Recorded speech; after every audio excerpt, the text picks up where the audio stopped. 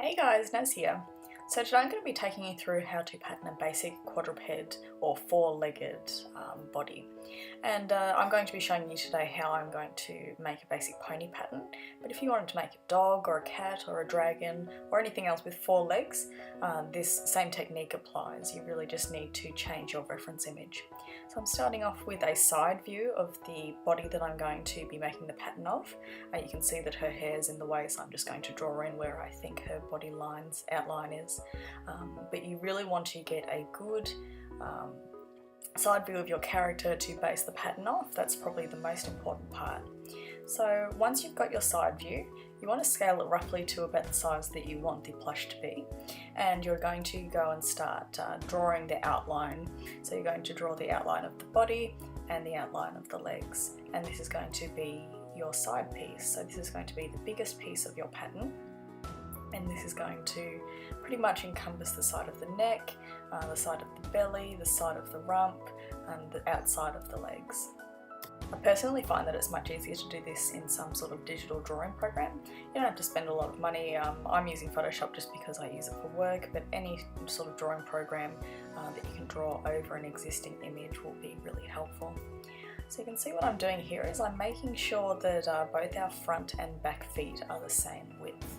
And you want to do this just because sometimes there's a little bit of error in your profile shot of your character, and it's just much easier if we can make all of our hooves in this case the same size, and also make sure that they're on the same plane. So I'm making sure that they're all level and you don't sort of have the back leg longer than the front leg, because that's going to make your character lopsided. Now what I'm doing here is I'm just working out the center point of the bottom line. So I'm just using a little measuring tool to work out exactly where the middle is, and I'm just drawing a little reference point there. And I'm going to do this on both of the legs, and this is just going to help us, especially when we're sewing a round hoof. It's really going to help us align those side leg pieces. So now we have the rough outline of all of our character that is going to be our side piece, and you can get rid of your reference image from underneath. One little thing I'm going to do is I'm just going to take this little concave area at the back of the hock, and I'm just going to deepen it and make it a little bit wider. I find if you have that concave area too narrow, it really won't show up in the final plush. You really want to accentuate those little divots like that. So what we need to do now is we need to make the inner parts of both of our legs, our front and back legs. And this is super easy. All you do is you copy that side piece that you've just made, and we're going to be drawing in the sort of upper limits of those legs, of those inside legs. So for the front leg, you just want to draw a line that goes from the front of the front leg to the back of the front leg, and you want to push it down so it's kind of concave going downwards. This is going to come into play later. It's going to help draw that front leg closer in at the armpit. The back leg's really simple too. You just want to start your line where the belly intersects the start of the leg and end it sort of halfway up the rump. You can go a little bit shorter or a little bit longer, but I'm just judging from experience. I like to go about halfway up for this sort of leg pattern. So you can see here now we have the inner parts of our legs, and they're exactly the same as the outside pieces, except they obviously just end where they would intersect with the belly and intersect with sort of where the rump would be. So I'm just labeling them all here. We're going to need two of each of these pieces, obviously mirrored, so one for the left and one for the right. And I'm just drawing on the direction that I want the minky to go. So generally with everything I'm patterning here, you want the minky to go downward. That's going to make it nice to sort of pat and brush, and it's also going to make sure that your width is going horizontal, so it's going to help you thicken out those legs. If you had it going the other way, with the nap going sideways and the stretch going up and down, you would get really long legs. So what I'm doing now is I'm marking off key points along the neck, the belly, and along essentially everywhere that our gusset is going to intersect with. And our gusset is a long strip of fabric that runs between both sides of our pony essentially. So it is going to meet up with the neck, the underarms, the belly, and then it's going to go up the rump. So I've just drawn a long line. I've just guessed how long I think it needs to be. I'll end up editing that later.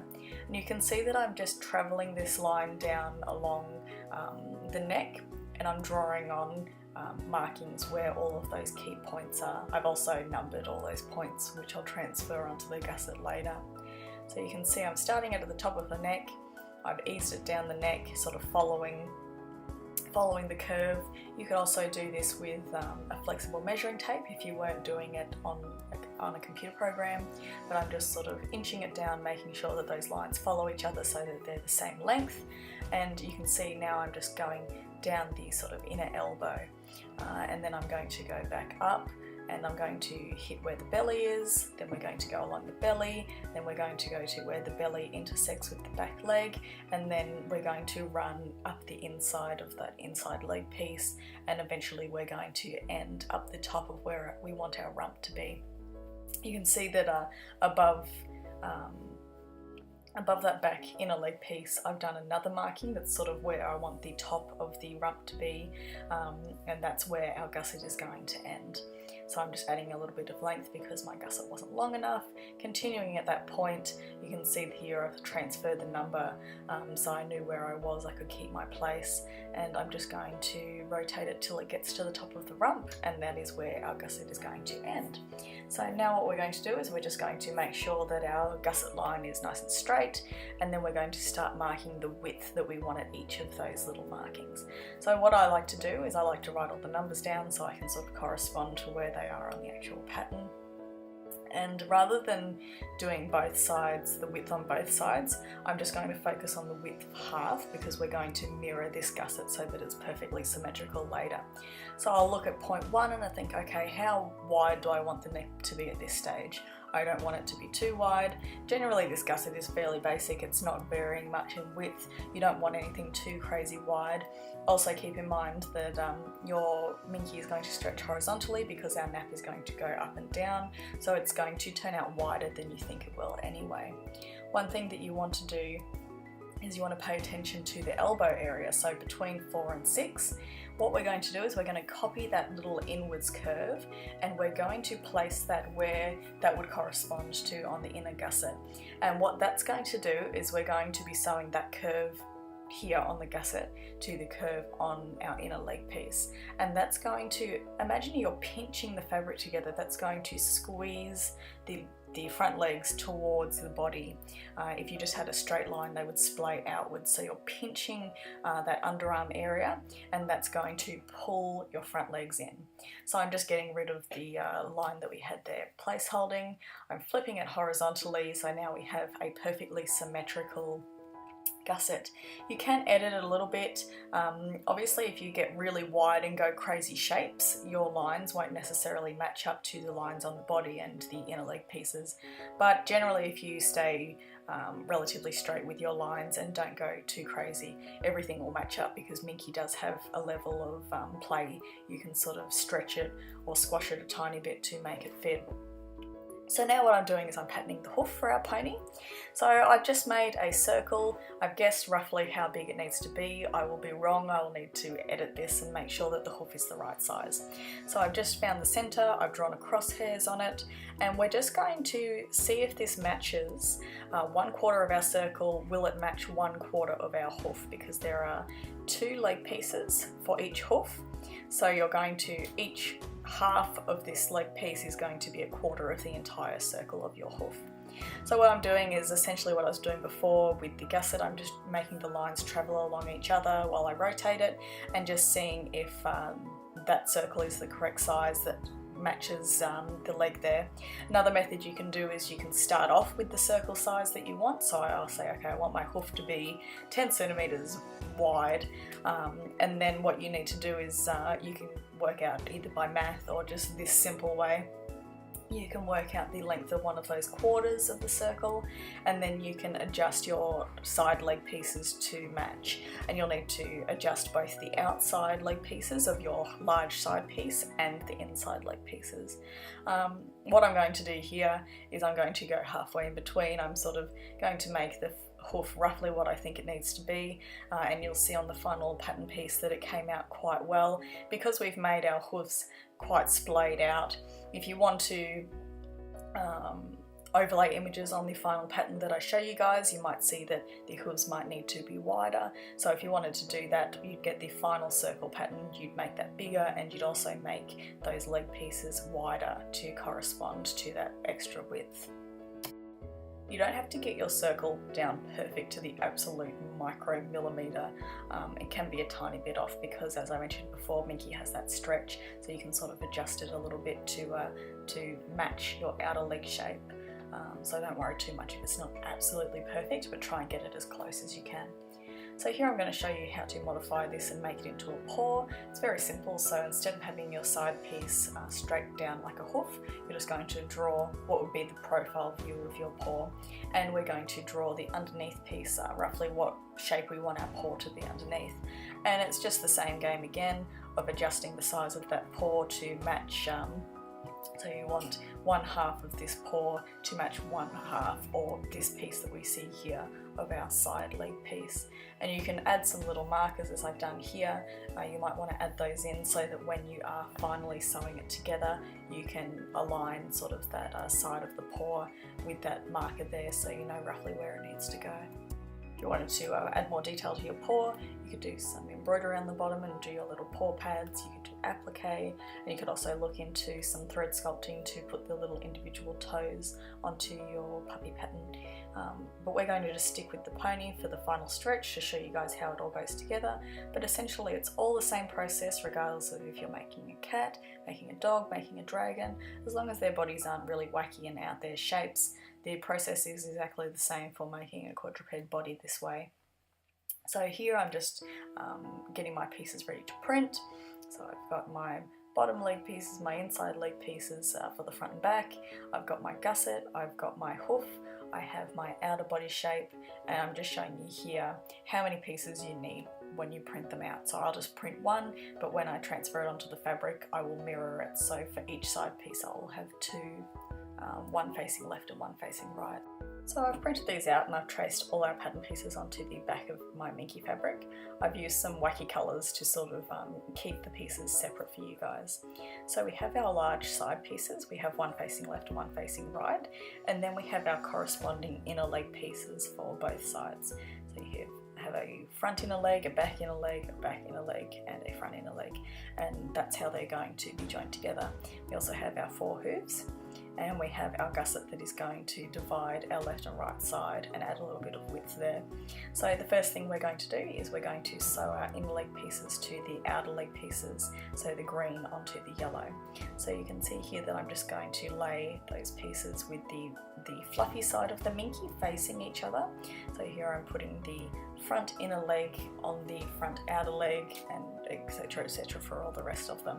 And I'm going to pin those lines together, and we're going to be sewing the outer lines. We're not going to be sewing the top, we're not going to be sewing the bottom, we're just going to be sewing those vertical lines.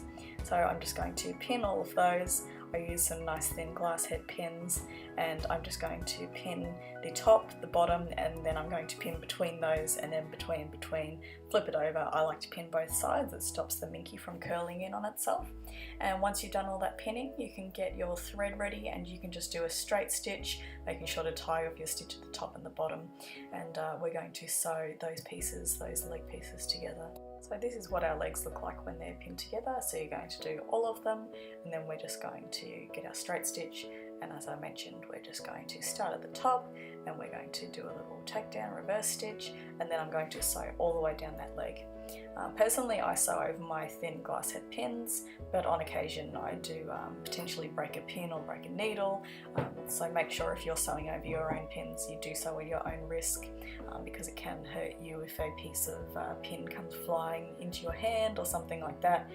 But I use these thin glass head pins, and they're far less likely to be eaten by the machine, and it happens very rarely.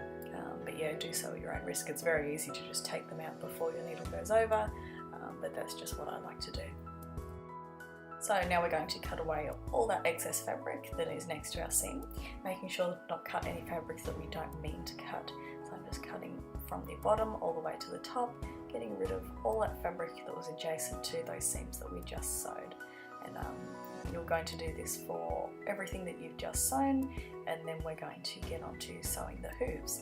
I like to sew the hooves at this stage when the sides are still separate, because if your sides are sewn together, then you're just going to have a mass of hooves with a mass of pins all connected to each other, and it's just a bit of a mess. So it is a little bit easier to do things separately and put your hooves on while we're still in this stage with our right and left sides separate.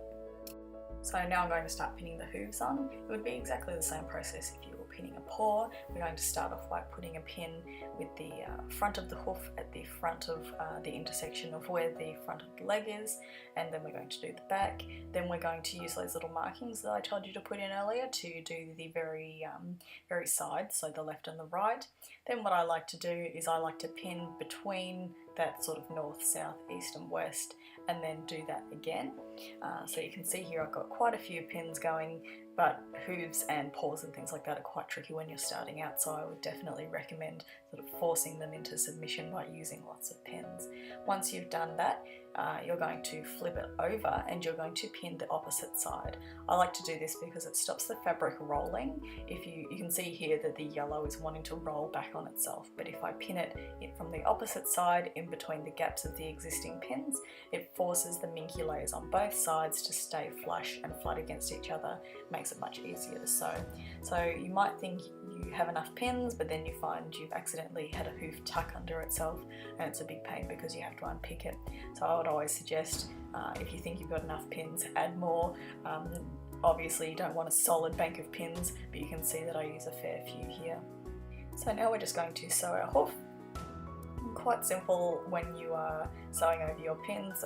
You will just go a lot slower and pull them out before your needle gets there if you would like to do that. But I'm just very, very slowly stitching along the hoof line, and it will follow that circle underneath the hoof. Having all these pins also makes sure that nothing is out of alignment. It'll make sure that you get a really clean result. So just go nice and slowly. When I was starting out, I used to hand sew my hooves because they are quite tricky to sew when you aren't experienced with them. So don't worry if you have to hand sew any element of this, because some of it can be really tricky when you're just starting out. So we've done that, we've clipped off the excess fabric, our excess seam allowance, and you can see what our little hooves look like, and you can see that we've got sort of like tubes that are our legs shaped. So we have the outside of the leg and the inside of the leg. Now we're going to join our left and right pieces, and we're going to do this by starting at the top and back of the neck, running down the back of the neck, along the back, and stopping where we put that little marking where we want our rump to start and end. So what we're going to do is we're going to repeat the process. We're going to pin, flip it over, pin between all the gaps, and we're just going to sew a simple line along the back of the neck, along the rump, and stopping at that marking that we put in earlier. So here's what it looks like once you've sewn it and cut away that extra seam allowance. You can see our pony body's nearly done. We just need to join the belly and the lower rump and the neck, sort of where we have this gap running along the middle. And that's what our gusset is for. So our gusset is going to join these pieces together, it's going to add the correct width, and it's going to essentially close up our plush. So what we're going to do is we're going to use all those little markings that I told you to put in. You remember when I told you to put in number 1, 2, 3, 4, 5, etc. You will have marked those on both your gusset and your side piece, and you're going to use these little markings to align your gusset perfectly. So you can see the first pins that I'm putting in are all lining up those little marks that I told you to put in. And this makes it much easier. It makes sure that your gusset is even on both sides. You don't get your pattern skewing one way or another. You can also do that with the rest of your pattern, just add in more reference markings when you're in the drawing stage, and this will make sure that everything lines up perfectly. It's especially important when you're working on very large plush, because things can sort of slip and Minky can stretch and you can get sort of wonky looking results. But I'm just pinning the whole thing, but the one thing that I'm not sewing is I'm not sewing the underarm area. So the area where we had those little divots, those little concave shapes, we're going to leave that till last. So we're going to be sewing from the top of the neck to where the front of the front leg starts. Then we're going to leave the gap where the underarm is. Then we're going to start sewing at the back of the front leg, along the belly, up the inside back leg, and then up the rump. And what you want to do, you want to sew one side at a time with your gusset. because if you try and pin both at the same time, by the time you get up to the rump where it intersects, your fabric is going to bunch up. It's easier to just do one side at a time, then cut away your seam allowance, then pin your other side, and then sew the other side. So you can see here, we're all done. We've sewn our gusset and our pony body is complete. So I hope you guys can see how it all fits together with the different colours. The last thing we have to do is we need to sew these little underarm areas. Now this is something that I hand sewed for a very long time. It takes a fair bit of experience to be able to machine sew this. One tip for machine sewing is you have to pin like crazy, and what you're doing here is you're pulling the outside piece, so the pieces that are in yellow, you want to pull that away from the seam that you're currently pinning between the purple and the green, because if you get that yellow pinched in, it's going to essentially shut off that cylinder that is your leg. So most of the time it's easier to just put a few pins in and hand sew this, because then you can feel if you're going through the layer you're not supposed to, but if you have had a bit of practice you can definitely sew this by machine just with a lot of pins, and being extremely careful not to get that yellow bit of fabric sandwiched in between the seam that we're currently doing. So I'm just doing one at a time because they are so close to each other. You don't want an absolute ton of pins bunching in on each other, making it difficult for you. So pin along one side, flip it, pin the other side, make sure that that yellow fabric is not pinched, and then we're going to take it over to our machine and we're just going to sew like you would a regular stitch, and we're just going to shut those little armpits. And then our body pattern is essentially complete, and we're going to take it and stuff it and see how it looks. So we've sewed that all together. Now it's time to turn our pony inside out. So handily we have the neck opening to turn our pony inside out. I'm just going to use a little set of long nose pliers that I have for stuffing, and I'm just going to use that to help me push those legs and those hooves out. And then we're going to start filling it up. I'm going to show you guys a couple of tricks to get your patterns to stand up. The first one you might be able to see in the bottom of the frame. I have some plastic hooves cut out, so this is the same pattern as we used to sew our hooves. And I've just cut these out in polycarbonate sheeting, which is just a thin plastic, but it's still quite sturdy. You can find any sort of plastic that you can still just bend and just cut, just bend it with your hands and just cut with a pair of scissors, but still sturdy enough to keep that hoof nice and flat. You can totally skip this stage if you want a hoof that bows out, but having a flat hoof will make it, and a flat paw will make it much easier for your plush to stand. So I'm just pushing those in. You might need to bend them in half and then unbend them when they get through the sort of those thinner sections at the top of the legs. So I'm just bringing them down, flattening them out and pushing them against the bottom of the hoof. And after I've done that, I'm just going to put a pinch of these plastic beads.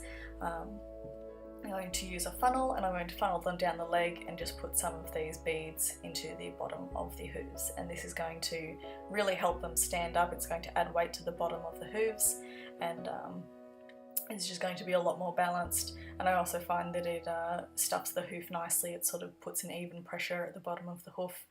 And then after that you're going to start stuffing, and we're going to see how our patterns turned out. Now you can see the plush is already standing up on its own thanks to the things we put in the hooves. Now we're going to start stuffing it. I made this a pretty small plush to make the test nice and quick and easy to complete. And I'm just putting some stuffing in, sometimes using my fingers, sometimes using those long nose pliers that I have. You want to avoid using large clumps of stuffing. Try and break them up into smaller pieces, and it will help give you a more smooth stuffing job. And here you can see the little pattern that we've come up with. So this is, I'm really impressed with how this came out. I sort of tested it as I was recording the video, and I'm really pleased with how this turned out for a very basic pony pattern.